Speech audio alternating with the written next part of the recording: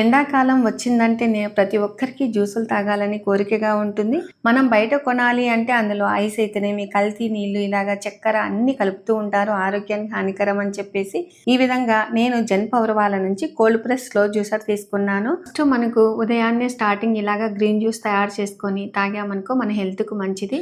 నేనైతే పాలకూర, దోసకాయ వేసేసాను. అందులో పుదీనా, దోసకాయ కూడా వేసుకోవచ్చు. కొంచెం నిమ్మరసం, తేనె కలుపుకొని తాగామనుకో సూపర్ గా ఉంటుంది. ఇంకా అందరికీ ఇష్టమైనటువంటి ఏబీసీ జ్యూస్ ఇలాగా పట్టాను.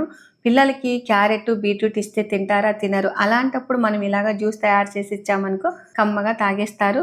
ఇంకా కమలా పండ్లు కూడా చూడండి. మామూలుగా అయితే నేను ఏమనుకున్నానంటే విత్తనాలు అంత చేదు వస్తుందేమో అనుకున్నాను. విత్తనాలు సపరేట్ గా అలాగా వచ్చాయండి. అలాగే కలింగర పండుగ కూడా విత్తనాలు సపరేట్ గా వచ్చాయి.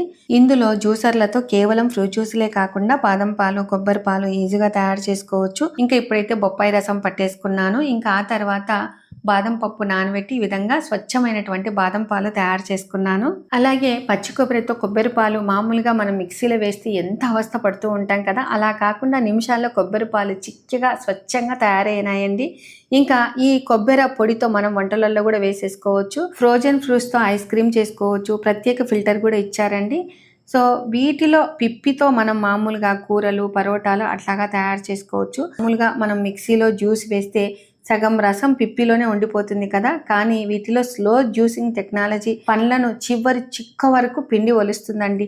పిప్పి పూర్తిగా డ్రైగా వస్తుంది. అంటే మీ పైసా వసూలు కదండి. అంతేకాకుండా కరెంటు బిల్లు పొదుపు, కుటుంబానికి గెలుపు. సో మీకు ఈ ప్రోడక్ట్ కావాలి అనుకుంటే లింక్ అని కామెంట్ చేయండి. బాయ్ అండి.